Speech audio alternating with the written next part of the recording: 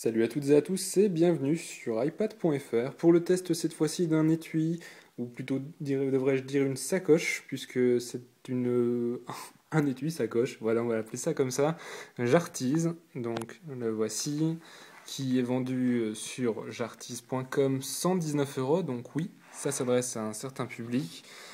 Elle est revêtue de cuir, ou plutôt devrais-je dire toute en cuir.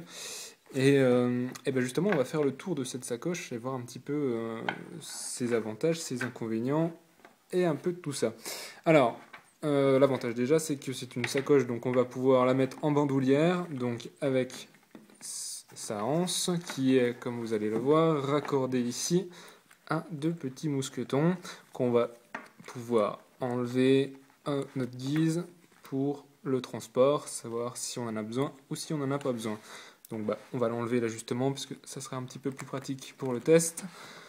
Voilà, hop, la anse de côté. Alors, comme vous pouvez le voir, l'iPad est un peu protégé de partout, même un peu beaucoup, ce qui est très bien. On va pouvoir y aller. Nous, on est comme ça chez iPad.fr. On teste avec de la force. Donc, on va y aller franco toujours. Voilà, ça tient très bien. Ça amortit, en fait, c'est molletonné. Donc là, on a une couche de, on va dire, 4-5 mm à peu près d'épaisseur. Donc bien molletonné. En dessous du cuir, les coutures, comme vous pouvez le voir. Voilà. Donc je ne l'ai pas dit, mais c'est un modèle Sunshine, donc beige, un cuir belge. Il y a une autre version en noir. Donc là, à mon avis, vu la couleur et en fait le type, je pense que ça s'adresse plus à un public féminin. En tout cas pour ce modèle-ci. Donc là, on a un système qui est comme un principe de ceinture qui permet de tenir le clapet avant de la sacoche. Donc on va l'ouvrir et voir un petit peu l'intérieur. L'intérieur, oh, surprise, un iPad qui a, vous voyez, un petit peu bougé finalement pendant mes petites secousses. Donc on va le glisser gentiment, mais il se tenait vu que le clapet était bien fermé. Hop, voilà. On va essayer d'éviter les reflets quand même. Et bien justement pour éviter les reflets, une technique infaillible, on va allumer l'écran. Voilà. Quoique les reflets sont quand même toujours là. Alors, qu'est-ce qu'on peut dire de plus? Alors, donc notre petite version, notre version test a un bung ici de cuir.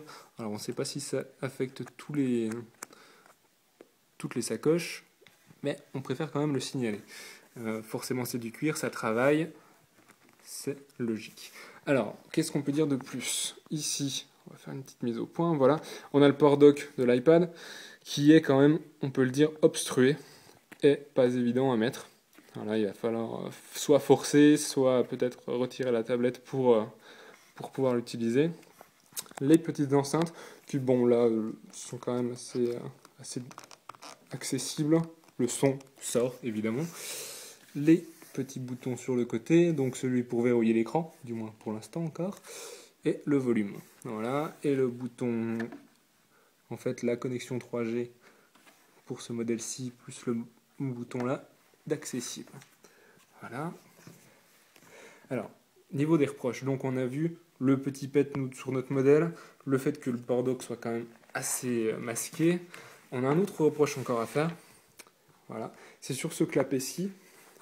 On aurait très bien pu en fait, ou ici à ce niveau-là, accrocher un stylo, puisque vous voyez, on a presque voilà, on a la place en fait pour le caser.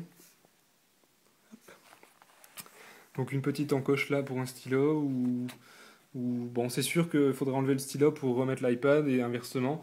Mais enfin, qu'est-ce qu'on pratique? Ou des petites pochettes là. Vous voyez, je peux même les dessiner sur la peau. Hop, voilà. Des petites pochettes pour mettre ses cartes de visite. Pour les professionnels, c'est quand même toujours un plus. Des petits trucs comme ça qui manquent que la concurrence a pour des modèles de prix équivalents, voire un peu moins cher. Voilà, on va la refermer. Hop. Donc là, on voit bien les boutons.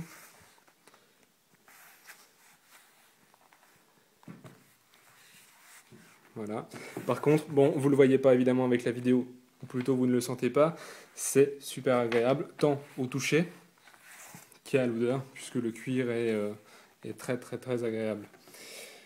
Bien écoutez, je pense qu'on a fait le tour de ce produit. Vous avez vu comment il protégeait l'iPad, c'est du moins le plus important surtout à nos yeux. on va donner évidemment une petite note, comme d'habitude. On va lui mettre... J'hésite honnêtement entre 3 et 4 sur 5. 3 parce que le prix, évidemment, est assez élevé. Comme d'habitude, on préfère les accessoires chics, bons et pas chers. Donc voilà, un petit 3. C'est surtout aussi pour les emplacements qui sont pas forcément accessibles. Là, on n'imagine même pas mettre le dock là. Donc, mais sinon, bon, pour le principe, on a envie de mettre 4. Voilà, 4 étoiles sur 5, parce que le côté sacoche, ça a quand même une certaine classe. C'est un produit qui se différencie des autres, et tout en cuir, très agréable au toucher, mais qui a quand même, donc on l'a vu, des imperfections. Voilà, donc c'était le test vidéo de l'étui Jartiz, qui, pour rappel, est vendu 119 € sur jartiz.com.